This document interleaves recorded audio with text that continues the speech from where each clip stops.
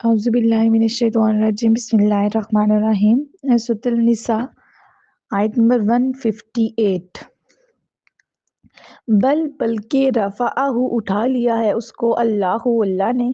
الیہ اپنی طرف، وقان اللہ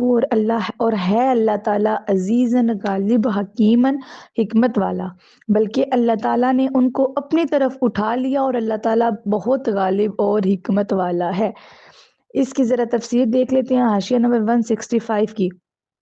کہ یہود کی طرح عیسائیوں کا بھی یہی خیال تھا کہ حضرت عیسیٰ علیہ السلام کو سولی دے دی گئی تھی۔ چنانچہ اس عالمی غلط فہمی کا ازالے کے لیے قرآن مجید نے بار بار تاکید کی ہے کہ حضرت عیسیٰ علیہ السلام کو قتل نہیں کیا گیا، بلکہ اللہ تعالیٰ نے اپنی قدرت کاملہ، اپنی مکمل قدرت سے انہیں زندہ آسمان پر اٹھا لیا۔ یہ کوئی عام معجزہ نہیں تھا، اسی لیے اللہ تعالیٰ نے اس دعوے کے ساتھ اپنی قوت غالبہ اور حکمت بالغہ کا ذکر بھی کر دیا، یعنی اللہ تعالیٰ کے لیے یہ کام کوئی مشکل نہیں ہے، کیونکہ وہ بہت غالب اور بہت بڑی حکمت والا ہے۔ یعنی وہ جو انسان قتل ہو گیا تھا، حضرت عیسیٰ علیہ السلام کی شکل کے مشابہ جیسا تھا، تو یہودیوں نے ان کو حضرت عیسیٰ علیہ السلام سمجھ کے نعوذ باللہ قتل کیا تھا۔ وہ ان کا اپنا ساتھی، جاسوسی ساتھی تھا، تو ان کی شکل اللہ تعالیٰ نے اس کی حضرت عیسیٰ علیہ السلام کے مشابہ کر دی تھی، جبکہ اس کی جسامت وہی تھی جو وہ تھا بندہ، تو وہ جو تھا وہ اس کو قتل کر دیا گیا تھا، اور حضرت عیسیٰ علیہ السلام کو اللہ تعالیٰ نے آسمان پر اٹھا لیا تھا۔ وَإِن اور نہیں ہوگا من کوئی اہل الکتابی اہل کتاب الا مگر لیومنن وہ ضرور ایمان لائے گا بھی میسا پر قبل پہلے موتی ہی ان کی موت، و یوم القیامت اور قیامت کے دن یکون وہ ہوں گے علیہم ان پر شہیدن گواہ، اور اہل کتاب سے کوئی بھی ایسا نہ ہوگا مگر وہ مسیحا پر ان کی موت سے پہلے ضرور ایمان لائے گا، اور قیامت کے دن عیسیٰ علیہ السلام ان پر گواہ ہوں گے۔ حاشیہ نمبر 166 کی تفسیر دیکھ لیتے ہیں کہ اس آیت کی تفسیر میں مفسرین کے امام بن جریر طبری نے جس قول کو ترجیح دی ہے وہ یہ ہے کہ حضرت عیسیٰ علیہ السلام اللہ تعالیٰ کے ہاں زندہ ہیں، اور جب وہ اپنی وفات سے پہلے زمین پر نازل ہوں گے تو اس زمانے کے اہل کتاب آپ پر ایمان لا کر اسلام میں داخل ہو جائیں گے۔ حضرت عیسیٰ علیہ السلام قیامت کے دن اہل کتاب کے بارے میں گواہی دیں گے، یعنی کون ان پر ایمان لایا اور کس نے ان کا انکار کیا۔ یعنی جو لوگ اہل کتاب ہوتے ہیں باقی کتابوں کو تو مانتے ہیں بٹ قرآن پاک کو وہ ایکسیپٹ نہیں کرتے، تو جب حضرت عیسیٰ علیہ السلام ابھی اللہ تعالیٰ کے ہاں زندہ ہیں اور جب ان کی وفات کا وقت آئے گا تو وہ زمین پر دوبارہ نازل ہوں گے، تو جو اہل کتاب ہوں گے وہ ان پر ایمان لا کر اسلام میں داخل ہو جائیں گے، اور پھر حضرت عیسیٰ علیہ السلام ان کے بارے میں گواہی بھی دیں گے۔ یعنی آپ کو حضرت عیسیٰ علیہ السلام کو پورا یہ پتہ ہونا چاہیے کہ حضرت عیسیٰ علیہ السلام کو کیسے یہودیوں نے قتل کرنے کی کوشش کی تھی اور کیسے اللہ تعالیٰ نے ان کو آسمان پر اٹھا لیا تھا، اور اب وہ آسمان پر زندہ ہیں، اور اس کے بعد کیا ہوگا، ٹھیک ہے، جو آپ نے یہاں پر پڑھا ہے۔ نیکسٹ دیکھتے ہیں، فبی ظلم بے وجہ ظلم ڈھانے من الذین ان کے جو خادو یہودی ہوئے، حرمنا ہم نے حرام کر دی علیہم ان پر طیبات پاکیزہ چیزیں، احلت حلال کی گئی لہم ان کے لیے، وبصدہم اور بے وجہ روکنے ان کے، ان سے سبیل اللہ اللہ کے راستے سے، کثیرن بہتوں کو یعنی زیادہ کو، تو یہودیوں کے ظلم کی وجہ سے ہم نے ان پر کئی پاک چیزیں حرام کر دیں جو پہلے ان پر حلال تھیں،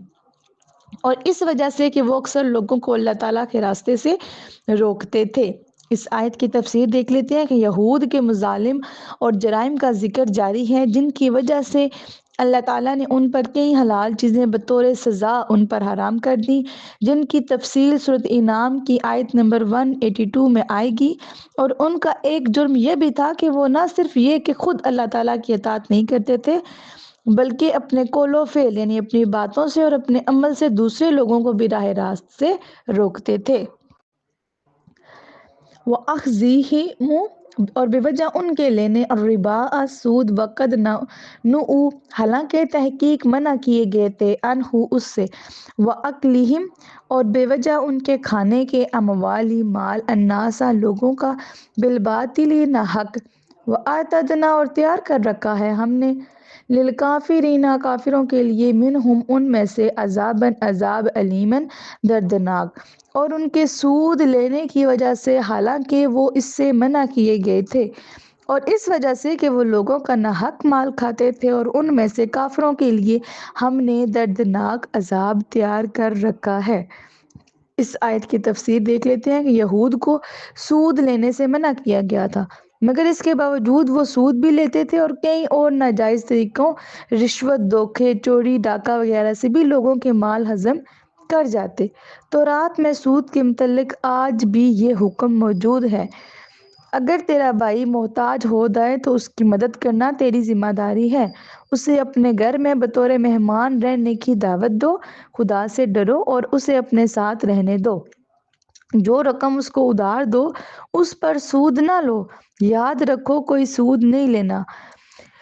جو بھی اس کو ضرورت ہو وہ اپنی قیمت خرید پر اسے دو اور اس سے نفع لینے کی کوشش نہ کرنا۔ سود کے متعلق اسلامی تفصیلات کے لیے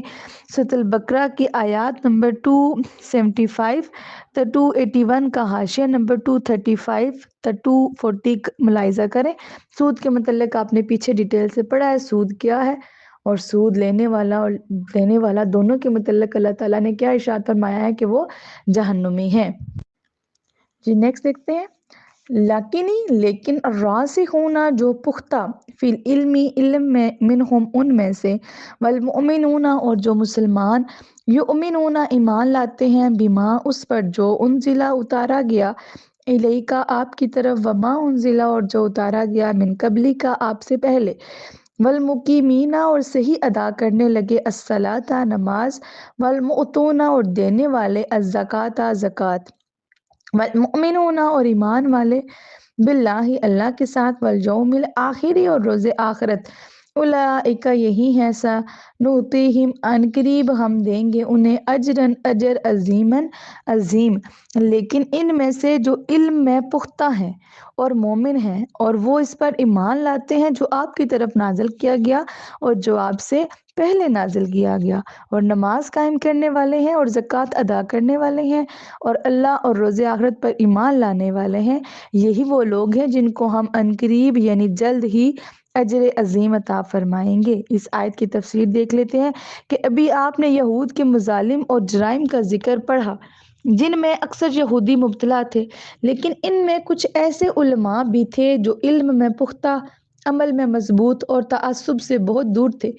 جب انہوں نے حضور پاک صلی اللہ علیہ وآلہ وسلم میں ان صفات کا مشاہدہ کیا یعنی ان صفات کو دیکھا تو جو تورات میں موجود تھیں تو فوراً آپ صلی اللہ علیہ وآلہ وسلم پر ایمان لے آئے، جیسے عبداللہ بن سلام وغیرہ، اور اسلامی عقائد و اعمال کو دل سے تسلیم کرتے ہوئے اجر عظیم کے مستحق قرار پائے۔ انا بے شک اوحینا ہم نے وہی بھیجی الیکا آپ کی طرف کما جیسے اوحینا وہی بھیجی ہم نے الا طرف نوح نوح والنبیین اور نبیوں کی طرف من بعدہ نوح کے بعد واوحینا اور ہم نے وہی بھیجی الی ابراہیم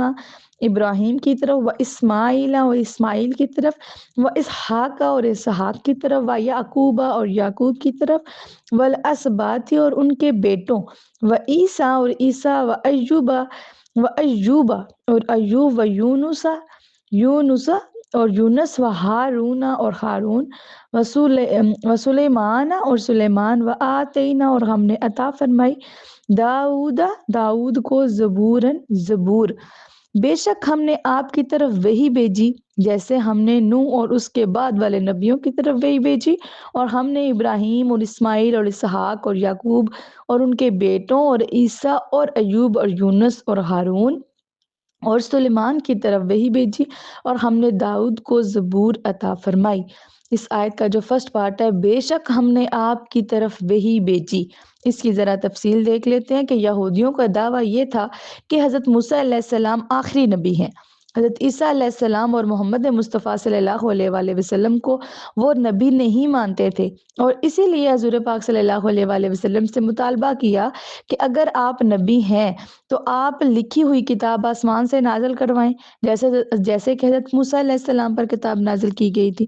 اس پر اللہ تعالیٰ نے یہ آیت فرمائی، یعنی اے گروہ یہود، جیسے ہم نے گزشتہ انبیاء کرام پر وحی بھیجی، اسی طرح ہم نے حضرت محمد مصطفیٰ صلی اللہ تعالیٰ علیہ وآلہ وسلم پر بھی وحی بھیجی ہے۔ اب دیگر انبیاء کرام کو تم وحی کی وجہ سے نبی مانتے ہو، حالانکہ حضرت موسیٰ علیہ السلام کے سوا کسی نبی کے پاس لکھی ہوئی کتاب نازل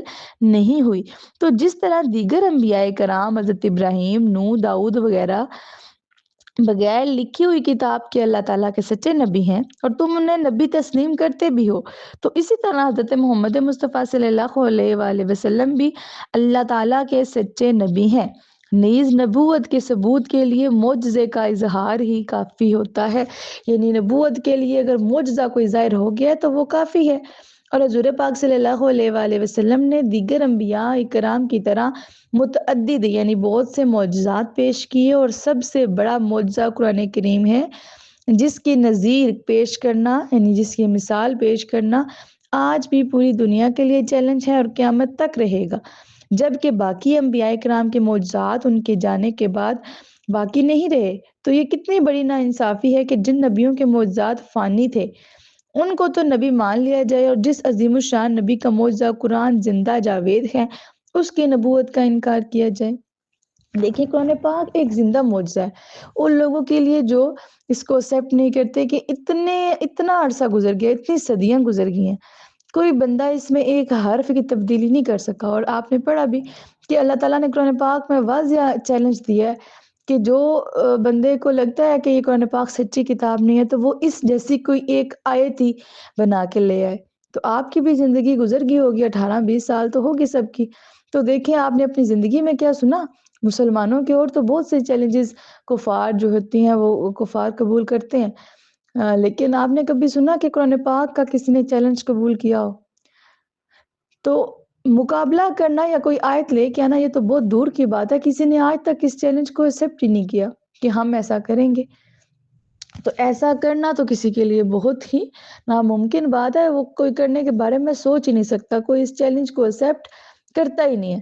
تو اتنی کتاب جو اتنی صدیاں گزرنے کے بعد بھی آج بھی اس کا ایک ایک حرف محفوظ ہے، تو یہ بہت بڑا معجزہ ہے۔ اور باقی نبیوں کے اگر ہم معجزات دیکھیں، آج ہم پڑھ تو سکتے ہیں لیکن ہمارے سامنے تو نہیں ہے، ہم ان کو دیکھ تو نہیں سکتے،